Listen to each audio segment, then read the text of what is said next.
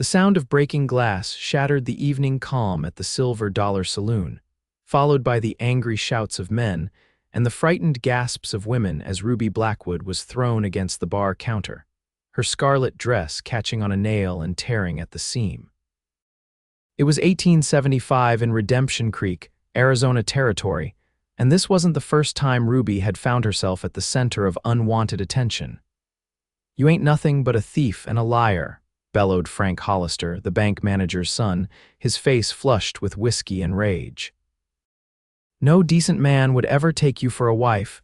Ruby straightened herself, ignoring the sting of a fresh cut on her cheek. At 26, she'd heard it all before: the whispers, the accusations, the condemnations of her past.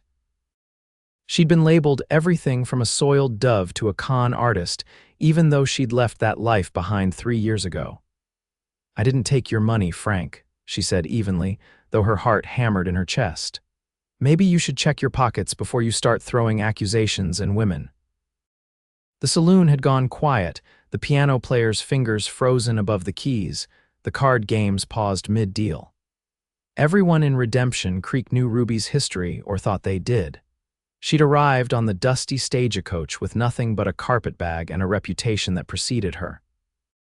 Former companion to a notorious gambler, suspected accomplice in a Denver bank heist, a woman with secrets etched into her soul as surely as the small scar above her eyebrow. "Everything all right in here?" A deep voice cut through the tension as the batwing doors swung open. Sheriff Samuel Garrett stood in the doorway, his tall frame silhouetted against the dying light of day. At 32, he carried himself with the quiet confidence of a man who'd seen the worst of humanity but hadn't surrendered his belief in justice. His weathered Stetson cast a shadow over steel-blue eyes that missed nothing as they surveyed the scene. "Just taking out the trash, Sheriff," Frank spat, glaring at Ruby. "Seems to me the only trash is the man who puts his hands on a lady," Samuel replied, his voice dangerously soft. "Miss Blackwood, are you hurt?" Ruby brushed dust from her dress. "Nothing that won't heal, Sheriff." Samuel turned to Frank. "Time for you to head home, Hollister. Sleep it off. And if I hear you've been causing more trouble, you'll be spending the night in my jail instead of your feather bed." Frank hesitated, but even in his drunken state, he knew better than to challenge Samuel Garrett. The sheriff had a reputation as fair but uncompromising and deadly accurate with the Colt revolver holstered at his hip. "This ain't over," Frank muttered as he stumbled toward the door. "Yes, it is," Samuel countered, stepping aside to let him pass. As Frank disappeared into the night, the saloon gradually returned to life, cards shuffling, glasses clinking, the piano player tentatively resuming a jaunty tune. Ruby grabbed a rag from behind the bar and pressed it to her cheek. "Let me see that," Samuel said, approaching her with a frown. "I'm fine, Sheriff," Ruby insisted, turning away. "Not the first time I've been roughed up, won't be the last. That doesn't make it right." His voice softened as he gently took her chin in his hand, examining the cut. "You should have Doc Wilson look at this." The unexpected tenderness in his touch made Ruby step back. "I don't need charity, especially not from you," Samuel sighed. In the 3 years since Ruby had arrived in Redemption Creek, they'd maintained a careful distance. He enforced the law, she worked as a dealer in the saloon. Their paths crossed occasionally, but she always regarded him with a mixture of wariness and defiance that intrigued and frustrated him in equal measure. "It's not charity to treat someone with basic decency, Miss Blackwood. Decency." Ruby laughed without humor. "Did you miss what just happened? In this town, I'll never be treated with decency. To them, I'll always be the woman with the past." Samuel studied her for a long moment. "Maybe it's time folks learn to look beyond the past." Ruby's green eyes flashed. "That's not how the world works, Sheriff. Men like you uphold the rules. Women like me break them. That's the natural order of things." "Is that what you believe, or just what you've been told so many times you've started to believe it?" Before she could answer, the saloon owner called for her to return to the tables. The evening crowd was growing and she needed to get back to work. "Thank you for your intervention, Sheriff," she said formally, straightening her shoulders, "but I can handle myself." Samuel watched her walk away, her head held high despite the whispers that followed her. He'd come to the saloon tonight with purpose to warn her about a man who'd been asking questions about her in nearby towns. But looking at her now, proud and prickly as a desert rose, he decided it could wait until morning. What he didn't know was that by morning, everything would change. Ruby woke before dawn, as was her habit.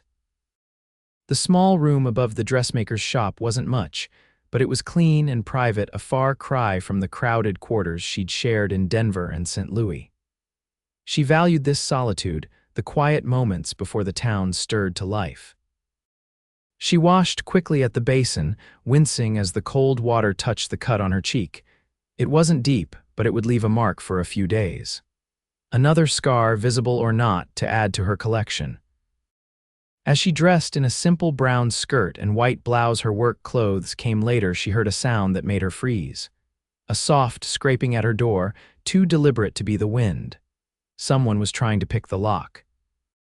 Ruby moved silently to her bedside table and withdrew the small derringer she kept there. Her hands didn't shake, they never did in moments of danger. She'd learned long ago that fear was a luxury she couldn't afford. The lock clicked. The door began to swing open. Ruby raised the derringer. "I wouldn't," she said clearly. The door stopped, then slowly pushed wider to reveal a face she hadn't seen in 3 years, a face she'd hoped never to see again. "Hello, Ruby Tuesday," said Leland Price, using the old nickname that made her skin crawl. "Aren't you going to welcome your old partner?" Leland hadn't changed much, still handsome in that sharp, predatory way, with his waxed mustache and expensive suit. Still had those cold eyes that never quite matched his charming smile. "Get out," Ruby said, the derringer steady in her hand. Leland tusked, leaning against the doorframe. "Is that any way to greet the man who made you? I've been looking everywhere for you, my dear. You disappeared so thoroughly after Denver." "That was the point. I need you, Ruby." His voice dropped to that persuasive purr she remembered all too well. "One last job, the biggest score yet, then we can both retire in style." "I'm not interested." Leland's smile hardened. "You don't have a choice unless you want everyone in this dusty little town to know exactly what you did in Denver. The full story." Ruby felt her mouth go dry. "You wouldn't." "I would, or..." He stepped into the room, ignoring the gun. "You help me and your precious new life remains intact. Simple choice, really." "There's nothing simple about what you're asking. 3 days, Ruby. I'll be staying at the hotel. You have until then to decide." He adjusted his coat sleeve. "Though I can't imagine why you'd choose this," he gestured dismissively at her modest room, "over the life we could have." After he left, Ruby sat heavily on her bed, the derringer finally lowering. 3 years of building a new life, of carefully constructing a persona that, while not respectable, was at least independent. 3 years of distancing herself from the mistakes of her past. And now Leland had found her, threatening to destroy everything. She dressed mechanically, her mind racing. If she ran again, where would she go? How far would be far enough? And if she stayed and refused him, who would believe her word against his when he revealed the truth about Denver? The morning sunlight was just beginning to streak the dusty Main Street when Ruby descended the stairs and headed toward the sheriff's office. She wasn't sure what she would say to Samuel Garrett, but she knew she needed to tell someone about Leland's arrival. The sheriff might not like her, might judge her for her past, but he was fair. He would at least listen. She was so lost in thought that she didn't notice the rider until he was almost upon her, a man on horseback, moving too fast down the narrow street. She leapt back, but not quickly enough. The horse's shoulder clipped her, sending her sprawling into the dirt. "Watch yourself," the rider called without stopping. Ruby pushed herself up, her palms scraped raw, her already injured cheek throbbing anew, and then strong hands were helping her to her feet. "Are you all right, Miss Blackwood?" Samuel asked, his face tight with concern. "Just my pride," she said, brushing dust from her skirt. "Nothing new there." "That was Leland Price," Samuel said, his eyes following the retreating rider. "He checked into the hotel last night, claims to be passing through on business." Ruby couldn't hide her reaction fast enough. Samuel caught it, his gaze sharpening. "You know him." It wasn't a question. Ruby hesitated, then nodded once. "He's the reason I was coming to see you," she admitted. We have history." Samuel glanced around the increasingly busy street. Come to my office. We can talk privately. The sheriff's office was as neat and orderly as the man himself. Maps on the walls, wanted posters carefully arranged, a pot of coffee keeping warm on the small stove. Samuel gestured for Ruby to take a seat, then poured 2 cups of coffee, placing one before her. "Tell me about Leland Price," he said, settling behind his desk. Ruby cradled the hot cup, grateful for something to do with her hands. "We were partners once." "Not the kind you're thinking," she added quickly, seeing his expression. "Business partners. He was a gambler, a good one. I was useful to him." "How so?" She smiled faintly. "I have a good memory for cards, and I can read people know when they're bluffing, when they're nervous. Leland used that.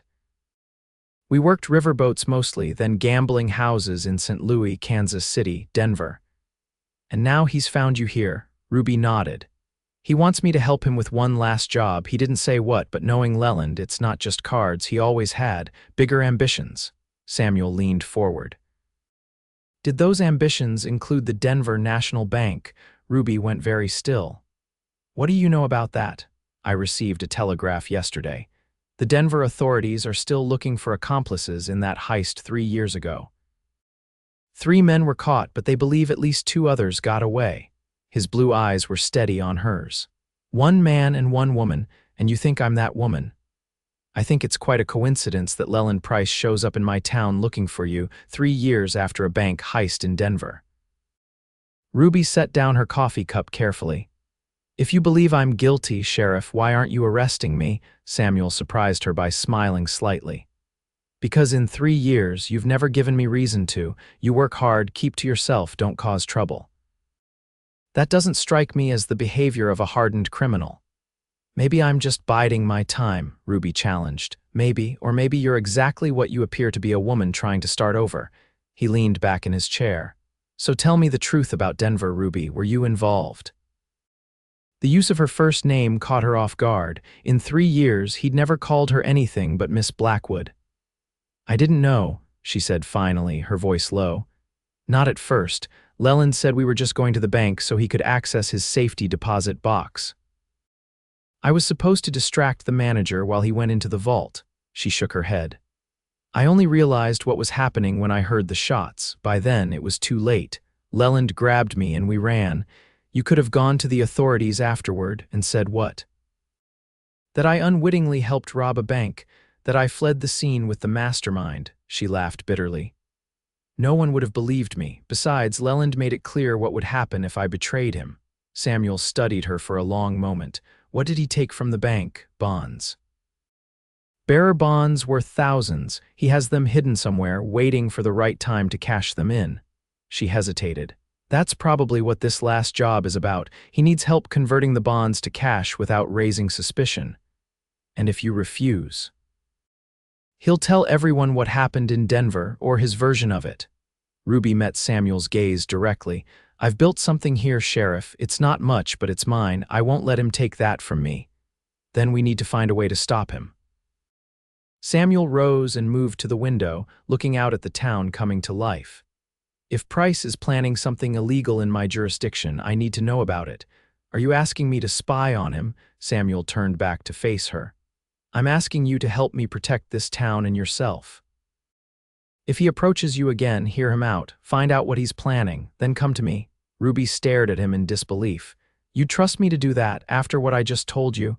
"I believe in second chances, Miss Blackwood. God knows I've needed a few myself." His expression softened. "Besides, the way I see it, you were as much a victim in Denver as the bank was." "I'm no victim, Sheriff. I made my choices. Under duress and deception, there's a difference." He returned to his desk. "Will you help me?" Ruby considered her options. Running wasn't really viable. Leland had found her once. He could find her again. And as tempting as it was to tell the sheriff everything and let him handle it, she knew Leland. He was clever, careful. Without evidence, Samuel couldn't touch him. "All right," she said finally. "I'll help you. But I want something in return. Name it. When this is over, I want a clean slate, no more suspicion, no more watching me like I might rob the bank any day." Samuel's lips quirked. "Fair enough, though for the record, I haven't been watching you because I thought you were planning a crime." Ruby raised an eyebrow. Then why have you been watching me, Sheriff? Something flickered in his eyes, something that made her heart beat a little faster. But before he could answer, the door opened and Deputy Walsh hurried in.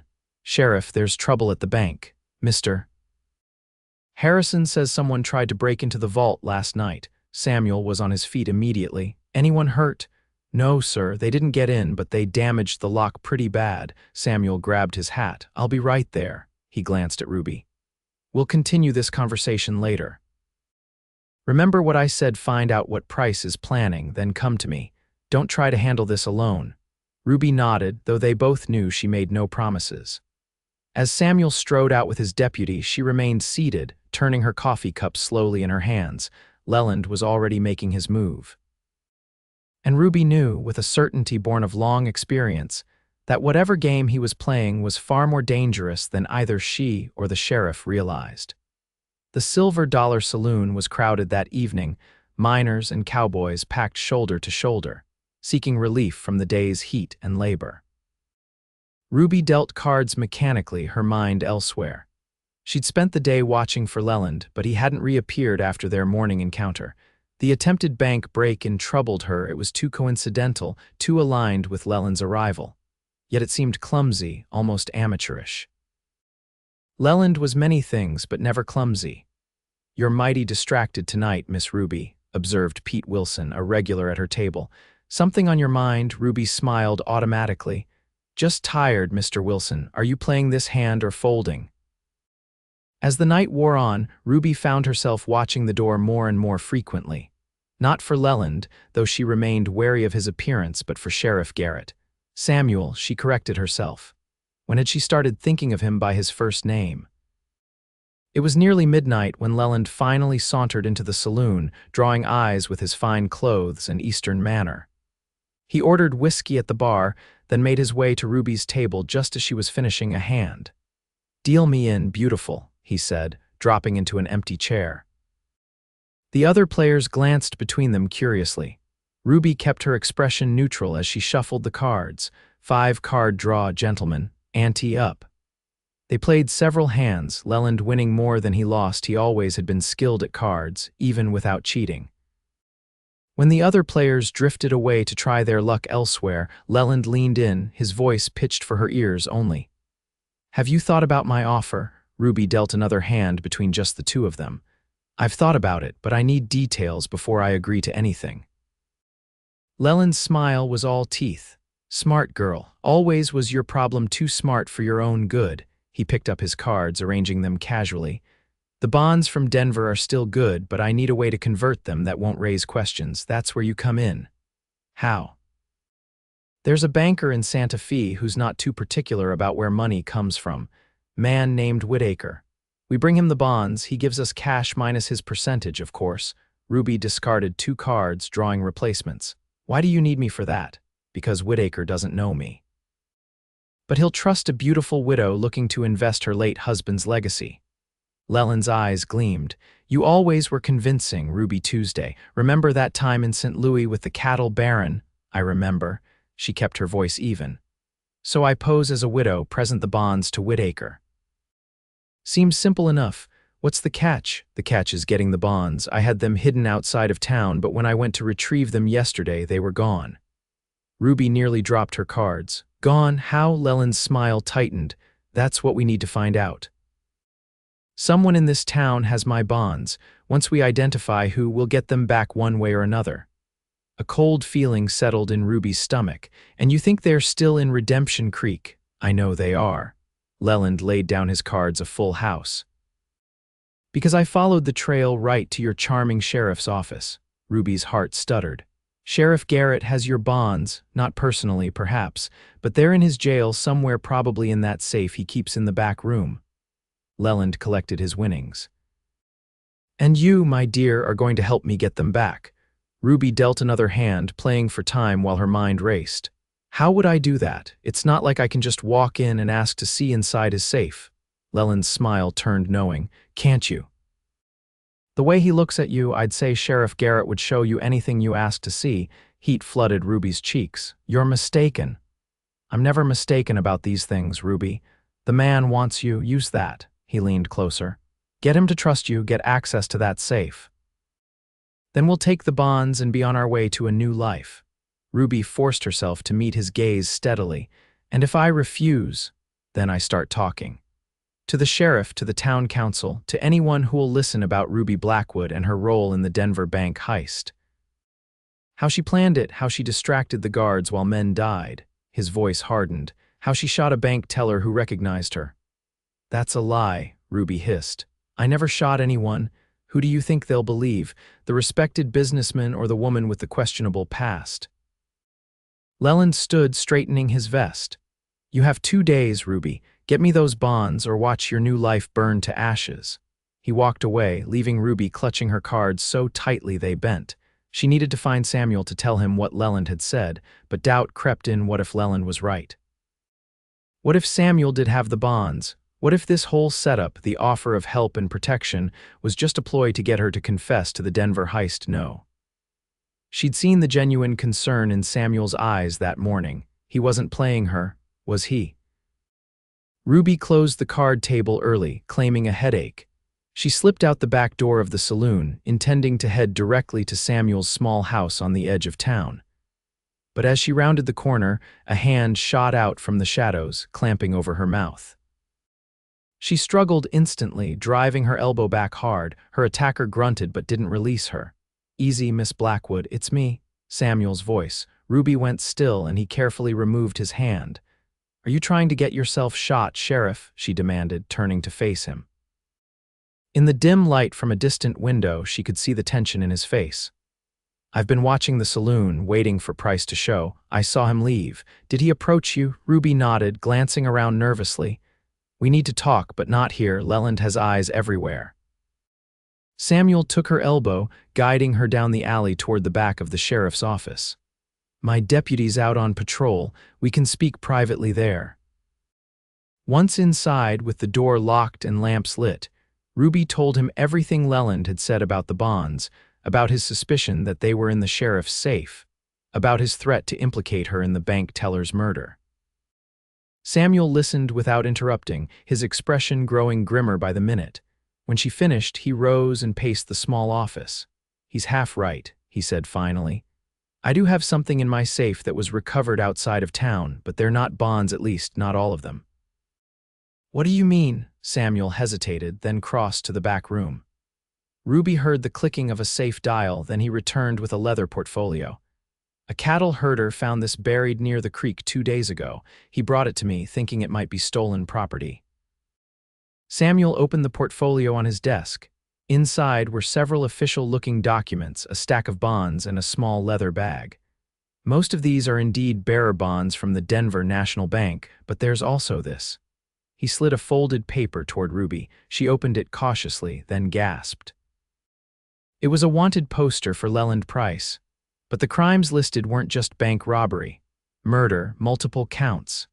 He killed those people in Denver, Samuel said quietly. The teller, a guard, and others before that in Kansas City and St. Louis. He's wanted in 4 states, Ruby.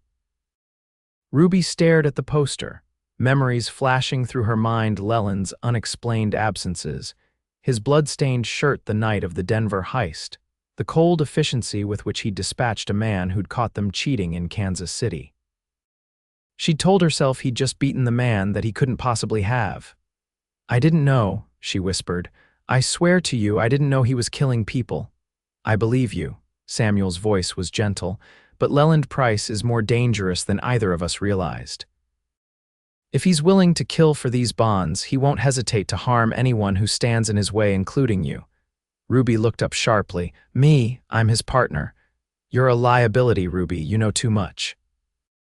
Once he has the bonds, what's to stop him from eliminating the one person who can connect him to the Denver heist? The truth of his words hit her like a physical blow. Leland had never intended for them to start a new life together. He'd used that lure to manipulate her before, and he was doing it again. Only this time she doubted he planned to let her walk away when it was over. What do we do? She asked, her voice steadier than she felt. Samuel closed the portfolio. We set a trap.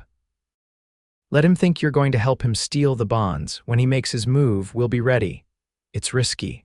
Leland's not easily fooled, Neither are you, Samuel's eyes held hers, and you won't be alone this time. The simple promise sent an unexpected warmth through Ruby's chest. For so long, she'd been alone making her own way, fighting her own battles. The idea of having someone at her side, someone she could trust, was both foreign and achingly appealing.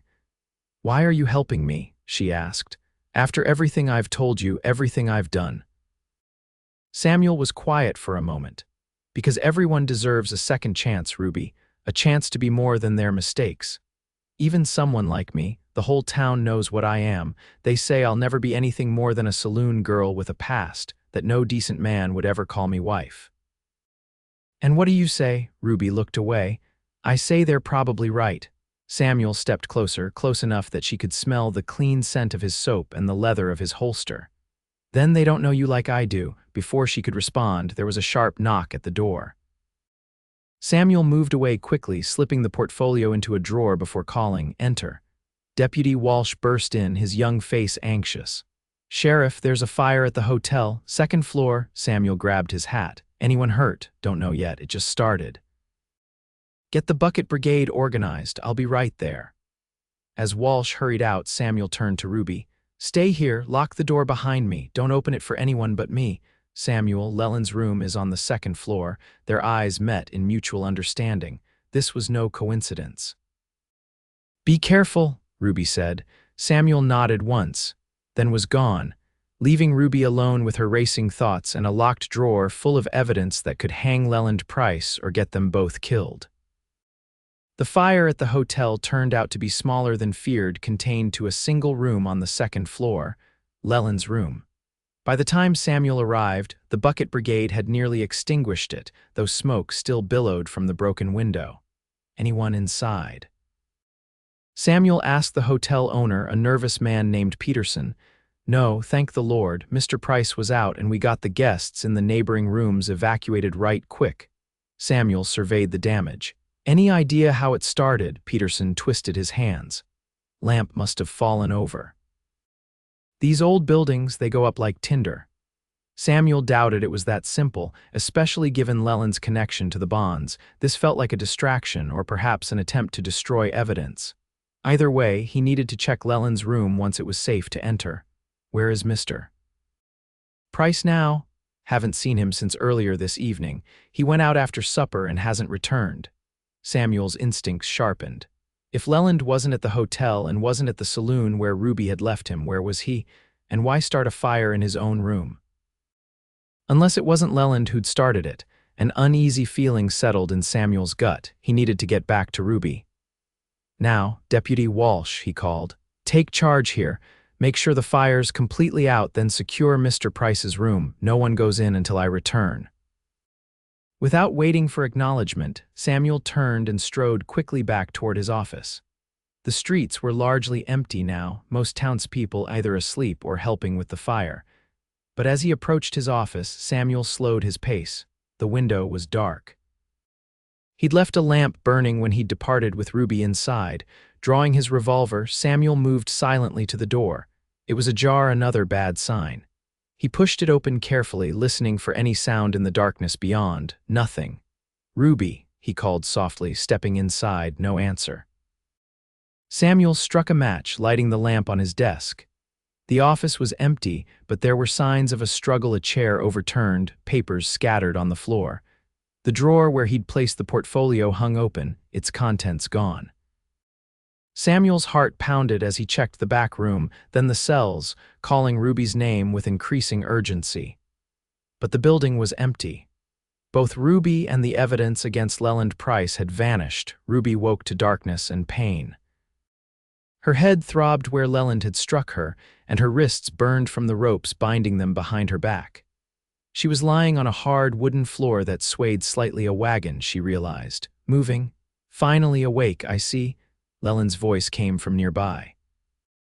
Ruby blinked, her eyes gradually adjusting to the dim light of a covered lantern hanging from the wagon's frame. They were traveling along a rough road, the canvas cover of the wagon blocking most of the view, though she could see stars through a small opening. "Where are we going?" Her voice was raspy. "Away from Redemption Creek. I had to accelerate our departure plans." Leland sounded irritated. Someone tried to burn down my hotel room tonight. I suspect your sheriff friend was getting too close for comfort. Ruby struggled to sit up, wincing at the pain in her head. It wasn't Samuel. He was with me when we heard about the fire. Samuel, is it? You two have gotten cozy. Leland chuckled, the sound devoid of humor. No matter, I have what I came for.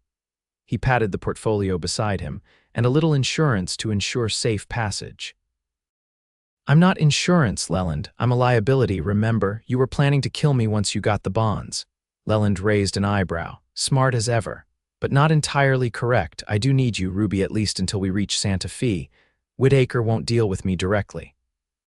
He needs to see the grieving widow. And after Whitaker, Leland shrugged, let's focus on the present, shall we? We'll be crossing into New Mexico territory by morning. Your sheriff won't have jurisdiction there, even if he does manage to follow us. Ruby tested her bonds discreetly. They were tight, but not expertly tied. If she could keep Leland talking, distracted, she might be able to work herself free. He'll follow us, she said with more confidence than she felt. Samuel Garrett isn't the type to give up easily. You sound quite certain of that. Developed feelings for the lawman, have you? Leland leaned forward, his face coldly curious in the lantern light. How disappointing. I thought you were smarter than that, Ruby. Men like him don't marry women like us. They might want us, even care for us in their way, but respectability always wins in the end. Maybe I don't need to be married to be happy. Leland laughed outright. Oh, but you do. That's always been your weakness, Ruby, this pathetic longing for legitimacy, for acceptance. His voice turned mocking. A real home, a husband who respects you, children who don't have to lie about their mother's past. It's why I chose you in the first place, that hunger made you pliable. Ruby flinched, hating that he could still see through her so easily. Yes, she'd wanted those things, still wanted them, if she was honest with herself. But somewhere along the way, she'd stopped believing they were possible for someone with her history, until Samuel looked at her with those steady blue eyes and told her everyone deserved a second chance. You're wrong about him, she said quietly. Am I? Did he propose marriage then? Offer to make an honest woman of you? Leland scoffed. Of course not. Men like Sheriff Garrett want to save fallen women, not marry them. Ruby said nothing, focusing instead on working her wrists back and forth against the ropes.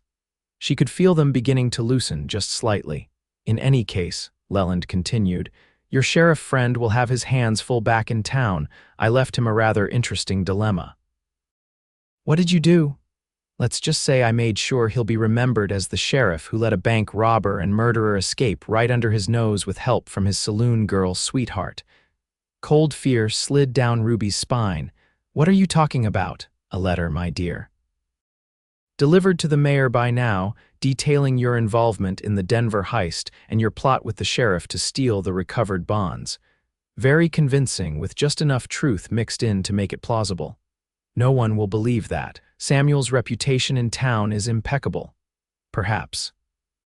But doubt is a powerful thing, and when they find the money I planted in his house, just a small portion of the bonds, but enough to raise questions.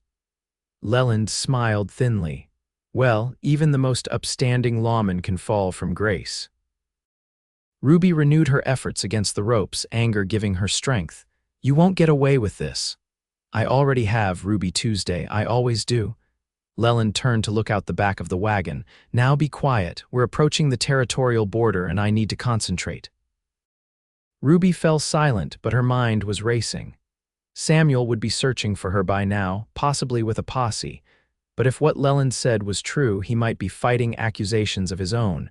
She couldn't count on rescue. Which meant she needed to save herself and somehow warn Samuel about the trap Leland had set for him. The ropes around her wrists were definitely looser now. Another few minutes of work and she might be able to slip free. But then what?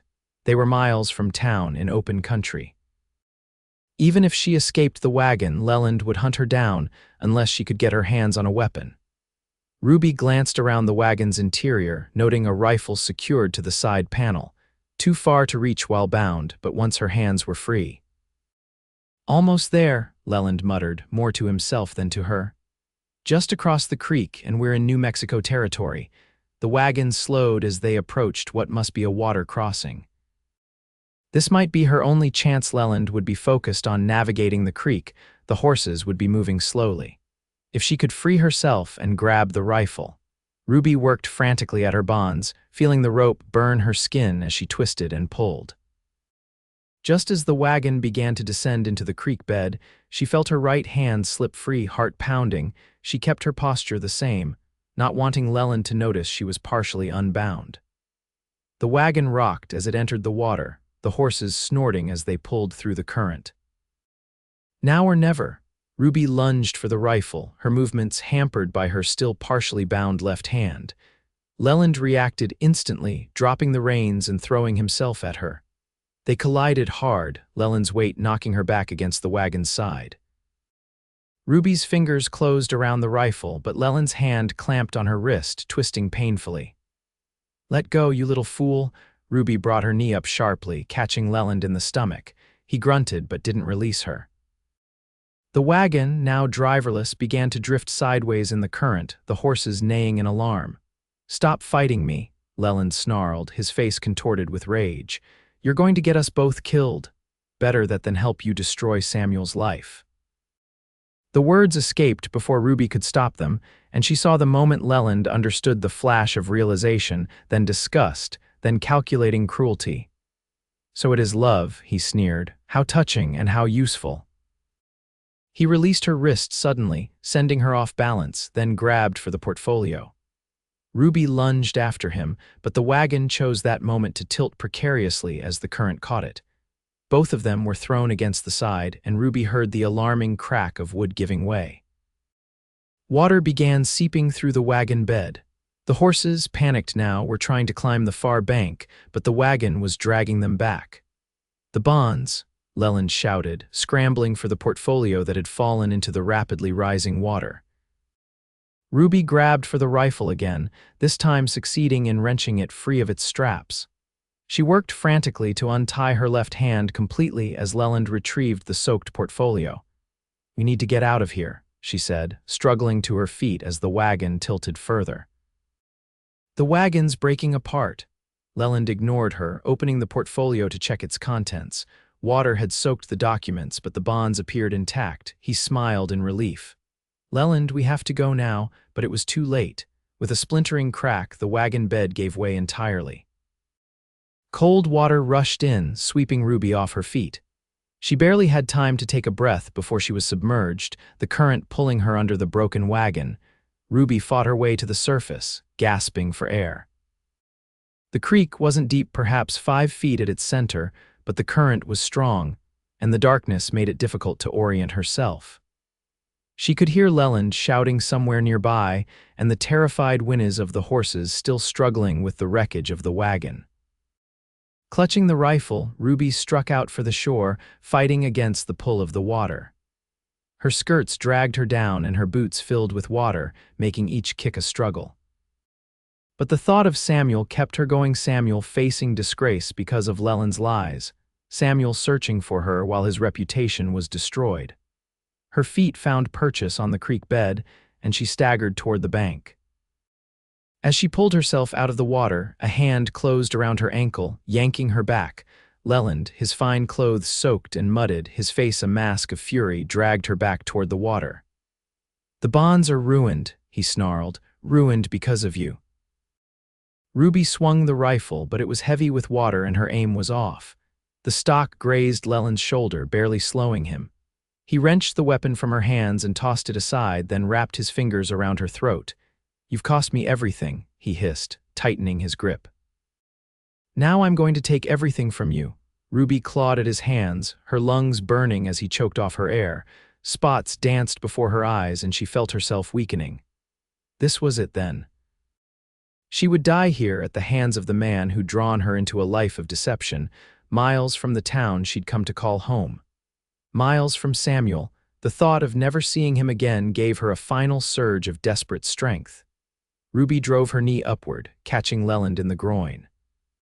He doubled over with a howl of pain, his grip loosening just enough for Ruby to tear free. She scrambled away, gasping for breath, searching blindly for the rifle.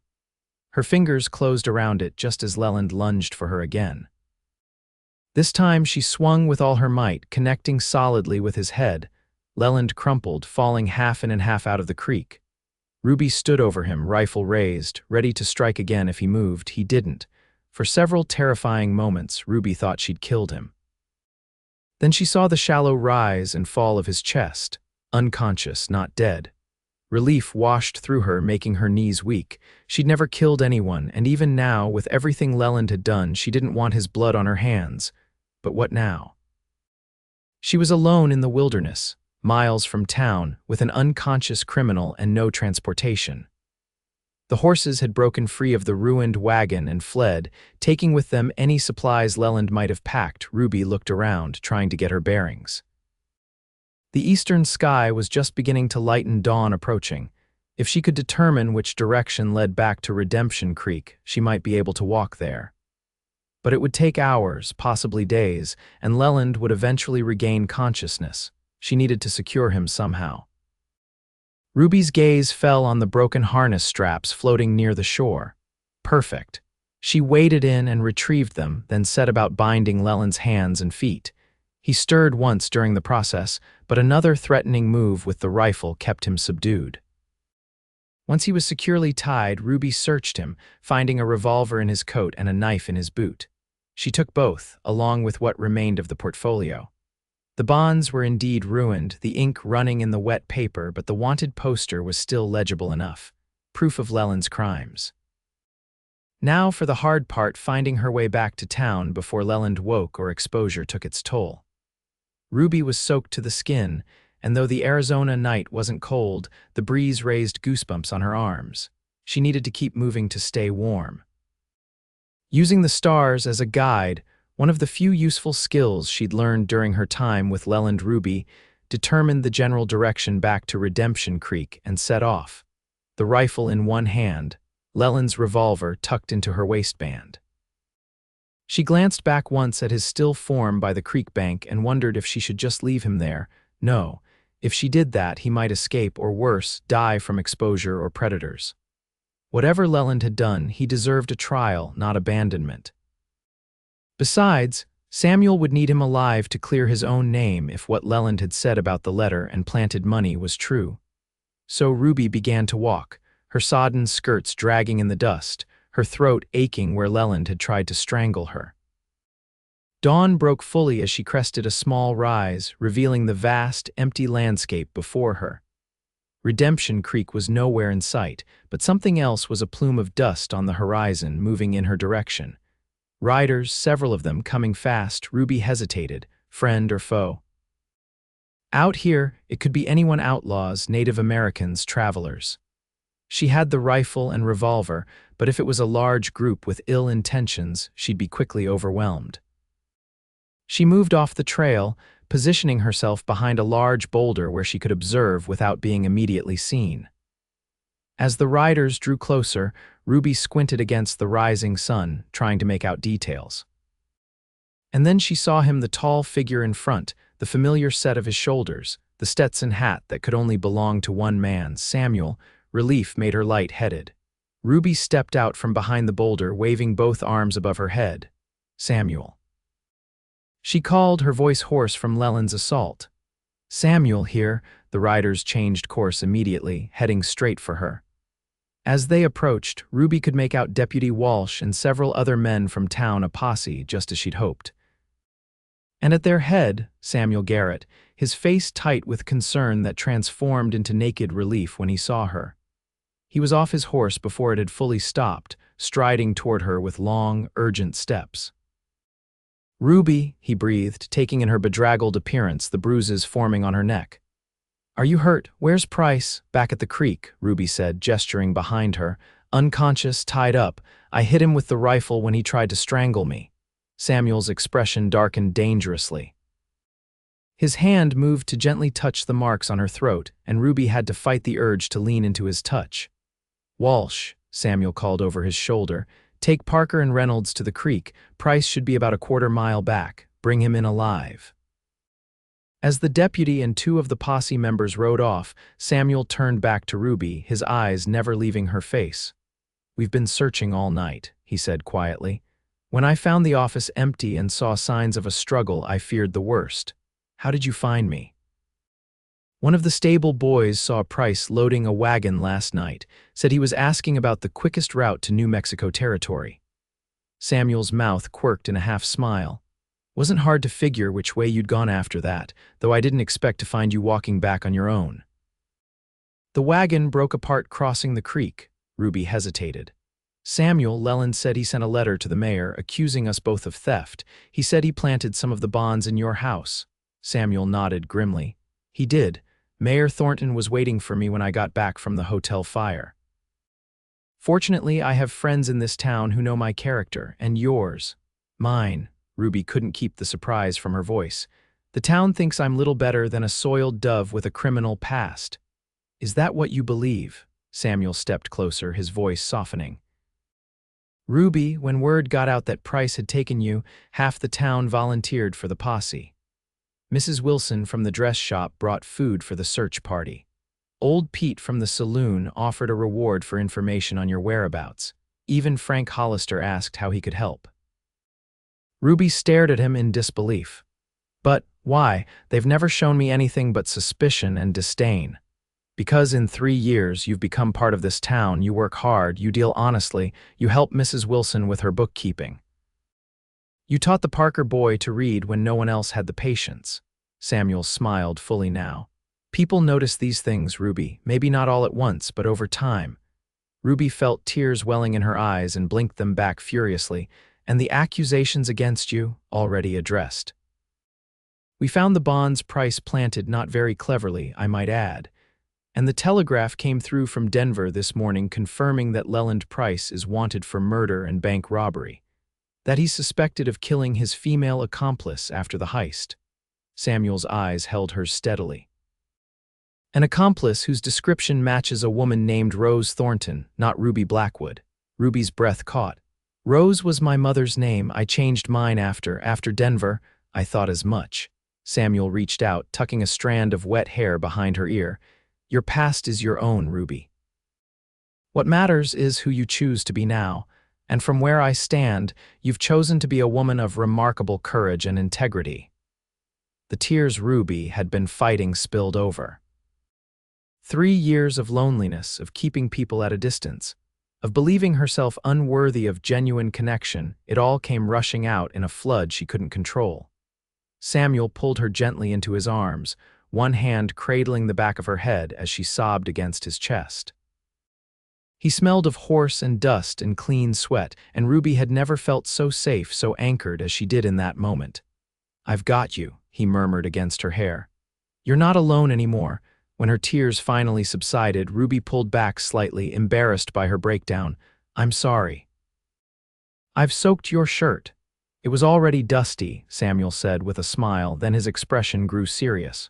Ruby, there's something I need to say, something I should have said yesterday in my office. Ruby's heart beat faster at the intensity in his blue eyes. What is it? When you asked why I've been watching you these past 3 years, the truth is, I've been trying to work up the courage to court you properly. Samuel took a deep breath. I admired your independence, your resilience, the way you carried yourself with dignity despite how some folks treated you. But I kept my distance because I wasn't sure you'd welcome attention from the town sheriff. Ruby stared at him, scarcely believing what she was hearing. You wanted to court me all this time, Samuel confirmed. And nearly losing you last night made me realize I've been a fool for waiting. Life's too short for hesitation, Ruby. He took her hands in his touch gentle but sure. I love you, and if you'll have me, I'd be honored to court you openly with the intention of making you my wife. The world seemed to still around them. In the distance, Ruby could hear the returning posse with their prisoner, but all she could see was Samuel's face, earnest, vulnerable, hopeful. They say I'll never be a wife, she whispered. Not with my past. Samuel's smile was tender. Let them talk. I'm calling you mine before God and man if you'll have me. Yes, Ruby said, the word emerging as both a whisper and a promise. Yes, I'll have you, Samuel Garrett. His kiss was gentle at first, then deepening with a passion that made Ruby's knees weak. When they finally parted, both breathless, the returning posse was nearly upon them.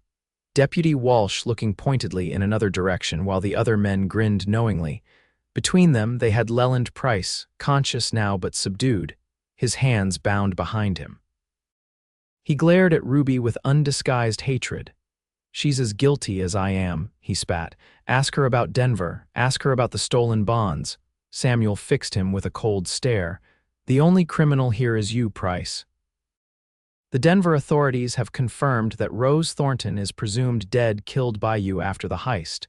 Ruby Blackwood is an upstanding citizen of Redemption Creek and soon to be my wife." Leland's face contorted with fury. "You're making a mistake, Sheriff. Women like her don't change. Once a thief and a liar, always a thief and a liar." "That's enough," Samuel said sharply. "Walsh, take him back to town. I want him in a cell before sundown." As the deputy led Leland away, Samuel turned back to Ruby. "Don't listen to him. He's just trying to save himself, I know." Ruby squared her shoulders. "But he's right about one thing. I did lie. I did help him, even if I didn't know the full extent of his plans. And you've paid for those mistakes. You've built a new life." Samuel touched her cheek gently. "The past doesn't define you, Ruby. Your choices now do." Ruby leaned into his touch, allowing herself to believe, truly believe, that second chances were real. That she could be more than her mistakes. That she could be loved, wholly and without reservation, by a good man. "Take me home, Samuel," she said softly. He smiled and lifted her onto his horse, then mounted behind her, his arms encircling her waist securely. As they rode toward Redemption Creek, toward their future, Ruby felt the weight of her past finally beginning to lift. They said she'd never be a wife with her past. But Samuel Garrett had called her his before God and man. And that, Ruby realized, was all that truly mattered. 3 months later, Ruby stood in Mrs. Wilson's dress shop, hardly recognizing her reflection in the full-length mirror.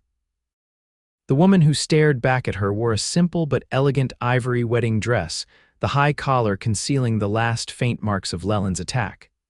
Her red hair was arranged in soft curls, adorned with small white flowers. "You look beautiful, my dear," Mrs. Wilson said, adjusting the veil. "The sheriff won't know what hit him." Ruby smiled, still not entirely used to the genuine warmth the townspeople now showed her. After Leland's arrest and the full story came to light, Redemption Creek had embraced Ruby as one of their own. The women who had once crossed the street to avoid her now invited her to their sewing circles. The men who had once leered at her in the saloon now tipped their hats respectfully when she passed. "I can hardly believe this is happening," Ruby admitted. "Sometimes I wake up thinking it's all been a dream." Mrs. Wilson patted her hand. "It's no dream, child. You deserve this happiness." A knock at the door announced the arrival of Doc Wilson, Mrs. Wilson's husband, who had agreed to walk Ruby down the aisle. With no family of her own, Ruby had been touched by the elderly doctor's offer. "It's time," he said, his eyes crinkling warmly, "and if the groom paces anymore, he's going to wear a hole in the church floor." Ruby took a deep breath, smoothing the front of her dress. "I'm ready." The small church was filled to capacity. It seemed the entire town had turned out for the wedding of their sheriff to the former saloon dealer.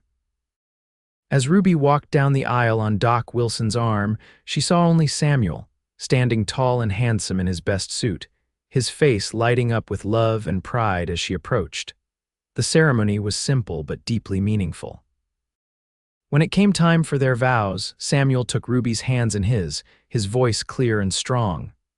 "Ruby Blackwood, I take you as my wife, to have and to hold from this day forward. I promise to stand by you through all of life's joys and sorrows, to be your partner, your friend, and your most devoted admirer. I will honor you, respect you, and cherish you all the days of my life." Ruby's voice trembled slightly as she responded, "Samuel Garrett, I take you as my husband, to have and to hold from this day forward. I promise to walk beside you with honesty and courage, to share in your dreams and support you in all your endeavors. I will honor you, respect you, and love you with all that I am, all the days of my life. By the authority vested in me," the minister said, "and before God and this community, I now pronounce you husband and wife. Sheriff, you may kiss your bride." Samuel's kiss was tender and reverent, a promise of the life they would build together. As they turned to face their cheering friends and neighbors, Ruby felt a sense of belonging she had never known before. At the reception in the town square, they danced and celebrated late into the evening. When the time came to depart for the small house Samuel had built for them at the edge of town, now their home, he lifted Ruby into his arms and carried her across the threshold. "Welcome home, Mrs. Garrett," he said, setting her gently on her feet. "I like the sound of that," Ruby replied, removing her veil. "Though I think some folks in town still can't believe the sheriff married the saloon girl." Samuel drew her into his arms. "Then we'll just have to keep showing them what real love looks like." Later that night, as they lay tangled in each other's arms, Samuel traced the line of Ruby's jaw with gentle fingers. "Happy?" he asked. Ruby nodded, her heart too full for words. From her window, she could see the stars scattered across the vast Arizona sky, the same stars she had used to guide her way back to Redemption Creek, back to Samuel, 3 months ago. "I never thought I could have this," she said finally. "A real home. A husband who knows all of me and loves me anyway, a future not defined by my past." "Believe it," Samuel murmured, pressing a kiss to her forehead. "This is just the beginning, Ruby." 1 year later, Ruby stood on the porch of their home, watching as Samuel rode up the path, returning from his duties in town. In her arms, she cradled their 2-month-old daughter, Sarah Rose Garrett, named for Samuel's mother and Ruby's. As Samuel dismounted and strode toward them, his face alight with love, Ruby marveled at how completely her life had transformed. Leland Price had been convicted and sentenced to hang for his crimes, though Ruby had not attended the execution. She had written him one letter, offering forgiveness and expressing hope that he would find peace before the end. Whether he had read it or not, she would never know, but writing it had helped her fully close that chapter of her life. Now, as Samuel bounded up the steps and gathered his wife and daughter in his arms, Ruby knew she had found what she had always longed for, not just a home or a name, but a love that saw her completely and cherished her anyway. "How are my girls?" Samuel asked, gently taking Sarah into his arms. "Missing you," Ruby replied, stretching up to kiss him. "Both of us." "Well, I'm home now." Samuel gazed down at their daughter with wonder. "And I have news. The town council voted unanimously they want to appoint me as the new judge when Judge Farnsworth retires next month." Ruby's eyes widened. "Samuel, that's wonderful. You'd be perfect for the position." "It would mean less time on horseback chasing outlaws," he said with a smile. "More time here with you and Sarah." "I think that sounds perfect," Ruby said, leaning against his side as they both looked down at their daughter. "Judge Garrett has a nice ring to it." As the sun set over Redemption Creek, painting the desert in gold and crimson, Ruby reflected on the journey that had brought her here. They had said she would never be a wife with her past, but Samuel had called her his before God and man. And in doing so, he had helped her discover the truth that had been there all along, that her worth had never been determined by others' judgment, but by her own capacity to love, to grow, and to believe in second chances. In the warm evening light, with her husband and daughter beside her, Ruby Blackwood Garrett finally felt complete. Not because she had escaped her past, but because she had learned to carry it as part of her story, a story that had brought her home to love, to family, and to the enduring promise of tomorrow.